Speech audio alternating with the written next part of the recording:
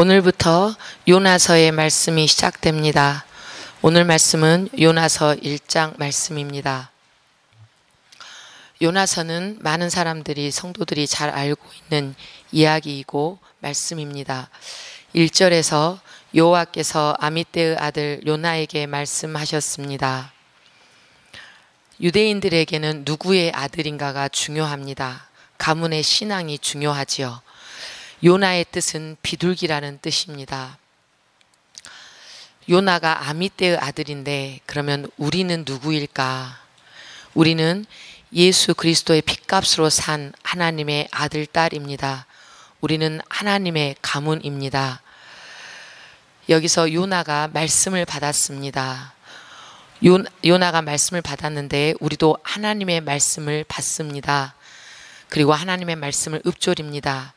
이것은 하나님의 특별한 은혜이고 감사할 일입니다.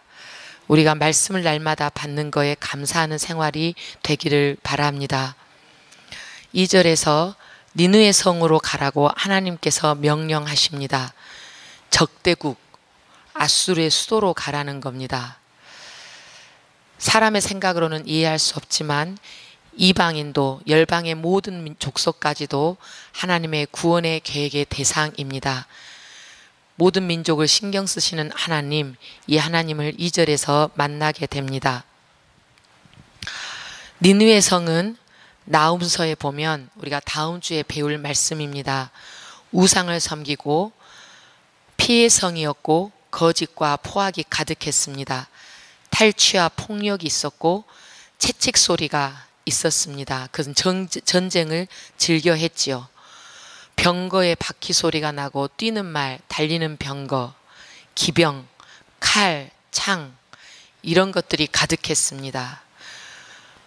무수한 시체라고 원망도 들었고 마술, 음녀, 음행 여러 나라 족속을 미혹시켰습니다. 이렇게 악으로 가득 찬 니느웨로 하나님께서 가라고 명령하십니다. 그리고 외치라고 말씀하십니다. 설교하라. 회개하라고 말하라.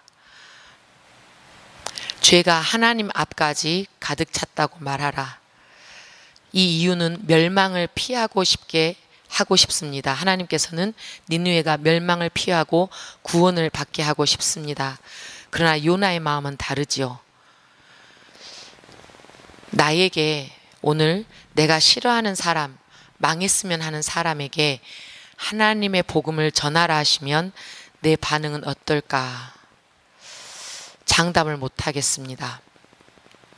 그러나 순종해야 하는 마음은 분명합니다.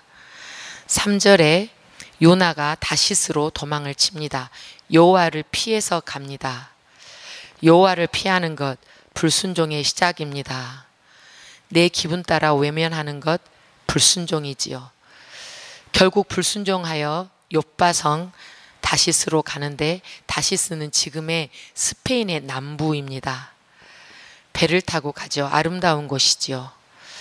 하나님을 피할 수 있다고 착각합니다. 저도 마찬가지입니다. 하나님을 피할 수 있다고 착각하고 하나님의 뜻을 외면할 수 있다고 착각합니다. 그러나 세상 어디에도 하나님을 피할 곳은 없고 하나님은 시공간을 초월하시고 관찰하시는 분입니다. 우리가 잘나고 능력 있고가 상관이 없이 자기 판단이 아니라 못나도 순종하는 하나님의 성도를 찾으십니다. 구원받은 하나님의 자녀의 삶은 순종하는 삶인 줄 믿습니다. 4절에 하나님께서 바다 위에 큰 바람을 보내십니다. 파도가 높게 일게 하십니다. 큰 바다 그리고 바람 하나님께서 다스리십니다. 하나님께서 창조하셨고 하나님이 명령하시면 파도도 순종을 합니다. 세상 만물을 말씀대로 순종하게 하시는 분이 하나님이십니다. 그러나 인간인 우리는 너무 생각이 많고 편한 일, 내 입맛에 맞는 일에 하고 싶습니다.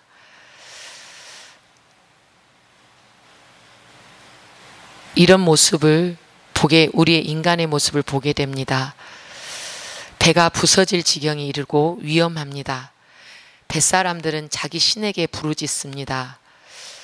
5절에 뱃사람이 나오는데 이 뱃사람 바다도시는 우리도 마찬가지입니다. 강릉이나 속초 이런 쪽에는 우상이나 미신이나 무당이나 굿이 강합니다.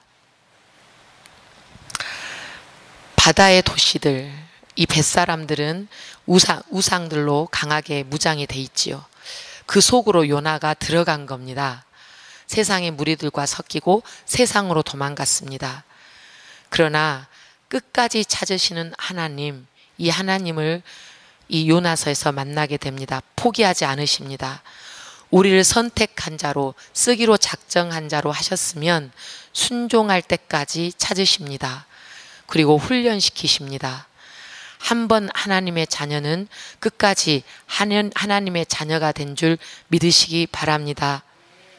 하나님의 자녀, 순종, 늘 깨어있고 쉬지 말고 기도하고 범사에 감사하는 것이 순종하는 길인 줄 압니다.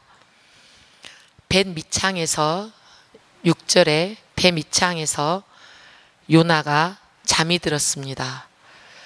그 배가 부서질 지경으로 파도가 이는데 요나는 잠이 들었습니다. 영적으로 둔감해진 상태이지요. 하나님을 외면한 상태입니다. 때에 대한 분별력이 떨어진 상태입니다. 우리에게 경각심을 주는 말씀입니다. 깨어있으라는 말씀. 6절에 당신 신에게 부르짖으라고 뱃사람이 말을 합니다.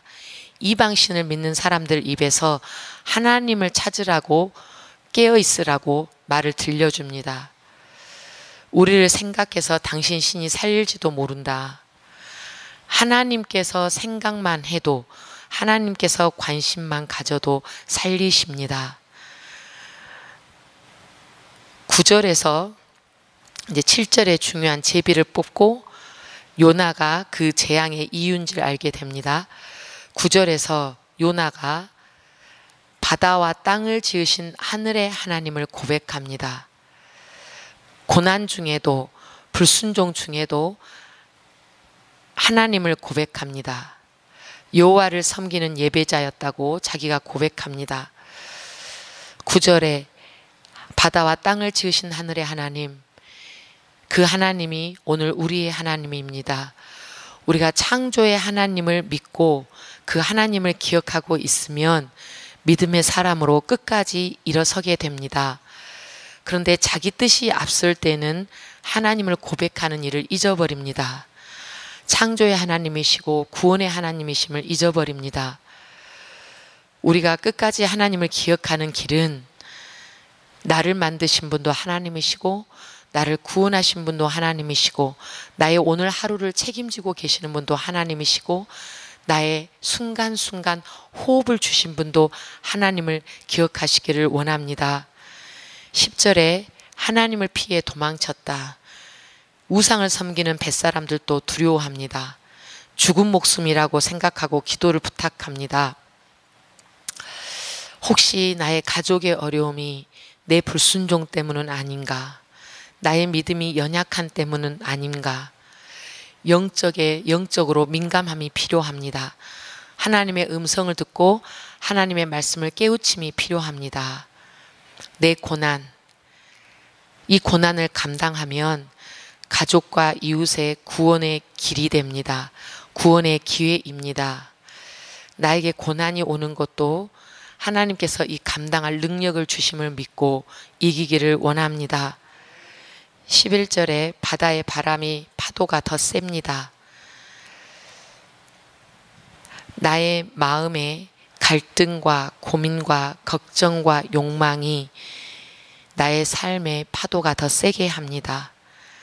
그 순간에 하나님의 말씀이 임하시면 평안이 있습니다. 12절도 마찬가지입니다. 요나가 문제 해결의 방법으로 자기를 바다에 던지라고, 그러면 잔잔해질 거라고 말합니다. 요나의 불순종이, 두려움이, 겁이, 그리고 내 뜻이 앞선 것이, 약한 믿음이 이 문제의 원인이었습니다. 과감히 요나를 던지라, 그 말씀은 믿음을 방해하는 것, 불순종을 버리면 내 인생에 평안하다는 겁니다. 하나님이 주시는 안전함이 있습니다. 하나님 방법으로 풀어주시는 은혜가 임하게 된다라고 우리에게 말씀해 주십니다. 13절에 뱃사람들이 요나의 말을 듣지 않습니다. 육지 쪽으로 더 갑니다. 바람과 파도가 더 거세집니다. 우상과 세상의 힘들, 겉멋, 그리고 의심, 불신은 회개의 목소리를 무시합니다.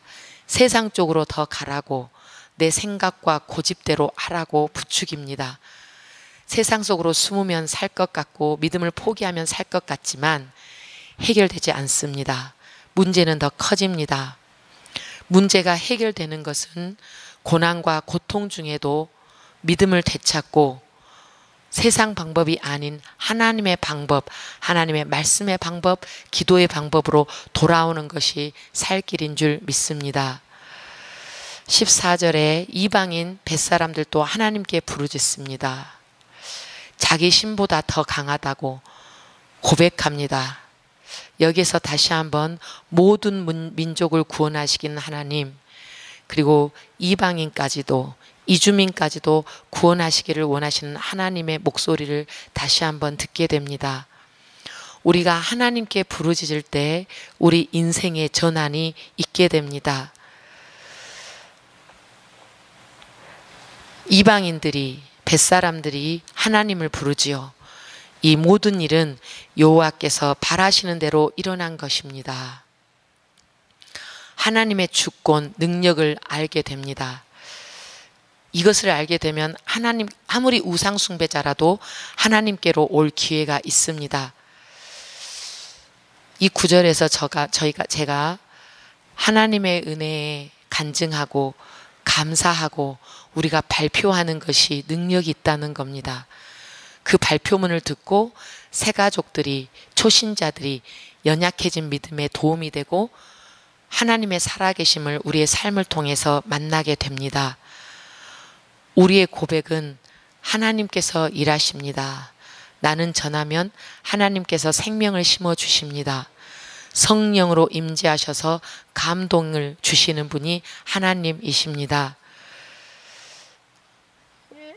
요나를 던졌더니 15절에 바다가 잔잔해집니다. 하나님의 말씀대로 행했더니 능력이 있습니다. 하나님의 말씀대로 나아갔더니 우리 마음이 잔잔해졌습니다. 평안이 있었습니다. 하나님이 보호하는 요나를 보고 이방인들이 깨닫습니다.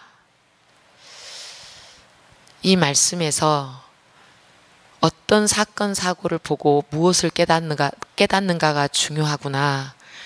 세상의 사건들을 통해서 하나님께서는 우리가 하나님의 통치를 깨닫고 하나님의 다스리심을 깨닫고 하나님을 부르며 돌아오는 것을 중요하게 생각하시는구나. 모든 세상의 사건, 사고 우리가 귀를 열고 하나님께서 뜻하신 바를 깨닫기를 원합니다. 마지막의 말씀입니다. 이방인들이 하나님 여호와를 더욱 두려워하고 희생 제물을 바칩니다. 주께 맹세를 합니다. 인생의 목적이 변화되는 순간입니다. 자기의 우상과 고집과 아집과 편견을 버리고 잘못된 신앙관을 내려놓고 하나님께로 돌아옵니다. 하나님께 속하지 않는 것을 버리고 하나님의 기뻐하시는 뜻 따라 예배를 드리고 예물을 드리고 하나님께 맹세합니다. 하나님, 이제는 하나님 아닌 다른 신을 섬기지 않겠습니다. 세상을 섬기지 않겠습니다. 이 이방인의 모습입니다. 17절에 요나를 위해서 큰 물고기를 준비하시죠. 하나님의 전적인 은혜입니다. 불순종할 때도 하나님은 우리를 기억하시고 예비하십니다. 여호와 이레의 하나님, 예비하시는 하나님이 오늘 우리의 하나님, 우리 인생의 하나님이 될 줄 믿습니다. 이 요나서 1장을 보면서 다시 한번 깨달았습니다. 믿음은 장담할 수가 없다. 우리가 조금이라도 하나님을 만나는 기회를 놓치면 무감각해지고 영적으로 지혜가 없어지는구나. 해이해지는구나. 마태복음 19장 30절의 말씀처럼 나중된 자가 먼저 되고 먼저 된 자가 나중됨을 다시 한번 깨닫습니다. 나의 불순종한 모습을 보시고도 순종할 때까지 기다리시며 기회를 주시는 하나님, 나를 훈련시키시면서 하나님의 뜻대로 사용하고자 하시는 하나님, 그 하나님이 오늘 우리를 부르십니다. 이 순간에도 우리 오늘 기도하실 때 순종의 마음을 주옵소서. 내 뜻을 내려놓게 하시고 온전히 주님을 바라시는 일대로 일어나도록 제가 순종하며 나아가겠습니다 하는 기도를 이 시간에 드리겠습니다. 기도하겠습니다.